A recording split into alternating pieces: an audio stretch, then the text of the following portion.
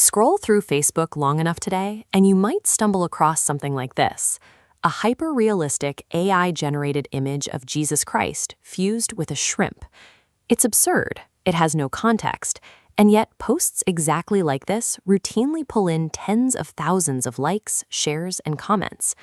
Looking at those numbers forces a fairly uncomfortable question. Who is spending their afternoon rendering a crustacean messiah? And more importantly, what kind of person is hitting the like button? Back in 2021, on obscure message boards like WizardChan and Agora Road, a specific narrative emerged to explain this exact kind of bizarre online behavior. It became known as the dead internet theory. The core claim was simple: the organic, human-driven web we used to know actually died sometime around 2016. In its original form, the theory alleged a massive, coordinated psychological operation. Proponents argued that government agencies and corporate cartels had actively replaced genuine human users with automated bots. The goal was to manipulate public consensus, sanitize the web, and continuously gaslight the global population. For a long time, that sounded like just another fringe internet delusion, but it gained traction because it perfectly diagnosed a creeping, uncanny artificiality that everyday users were already starting to sense whenever they logged on. Eventually, the sheer volume of synthetic content became impossible to ignore. Cybersecurity experts and academics stopped laughing at the forum posts and started analyzing the raw infrastructure of the web itself. They developed what they call a lean version of the dead internet theory.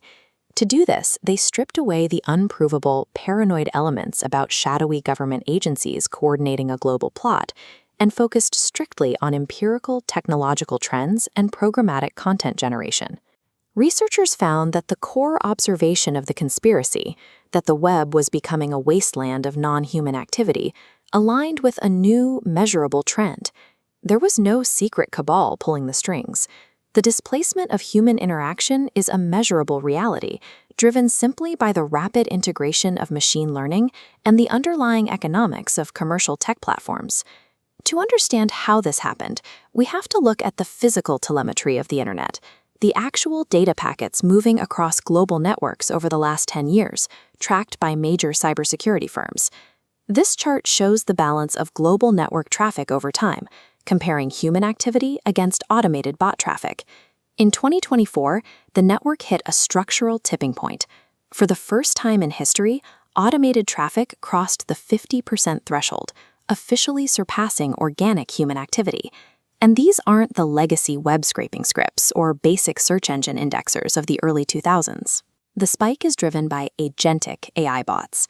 These are autonomous systems that navigate interfaces, query APIs, and execute transactions directly, operating continuously at machine speed. The acceleration is compounding.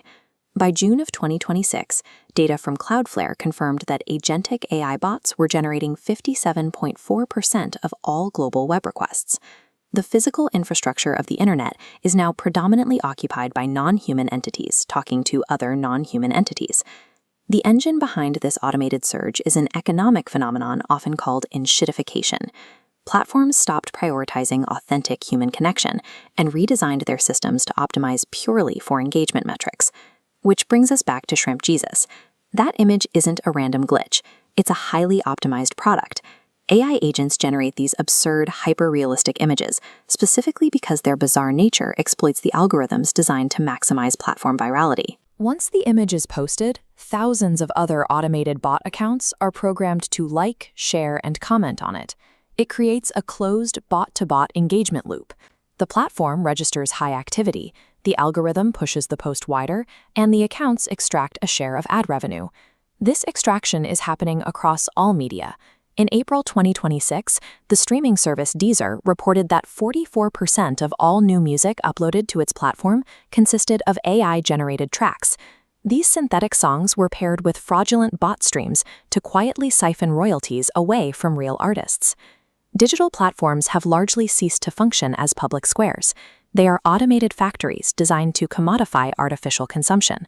This synthetic takeover extends straight down to the foundational architecture of how we find information: search engines. For decades, the internet has suffered from link rot. the natural decay that occurs when original web pages go offline and external links permanently break, leaving massive holes in the historical record. Now, generative AI models are aggressively filling in those decaying gaps. As a result, search engines are increasingly crawling, indexing, and serving up a shrinking, highly synthetic fraction of the web. Collaborative research from Stanford University reveals that this is actively causing what they call semantic contraction. As AI-generated text floods the web, human language is being homogenized into a standardized, friction-free, artificially cheerful tone, stripping away diverse viewpoints and rhetorical variety. The searchable internet has become a digital Potemkin village. It projects the illusion of a vast, vibrant web, while actually masking a highly curated, decaying, and deeply homogeneous reality. Beyond ad revenue, these synthetic networks pose a severe geopolitical threat. Pre-packaged, automated accounts with artificially inflated follower counts are highly valuable assets, easily purchased and weaponized by state actors for cognitive manipulation. We saw this play out in Germany, where digital forensic investigators uncovered a massive pro-Russian disinformation operation on X. The campaign deployed over 50,000 fake bot accounts in a highly coordinated attack. The operation produced over 1 million German language messages in a single month, averaging 2 posts every second. Every interaction was designed to undermine domestic support for Ukraine.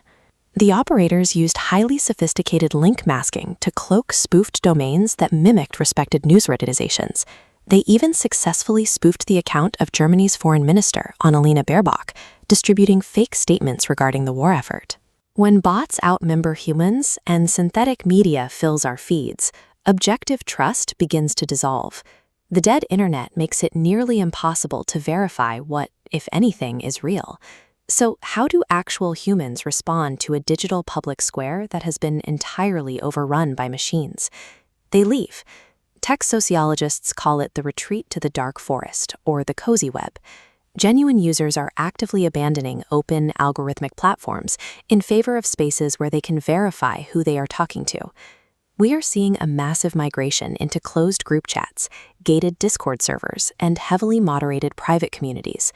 These environments are specifically designed with high friction to block out algorithmic noise, engagement farming, and automated bot traffic.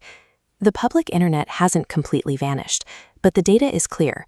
It now belongs to the bots.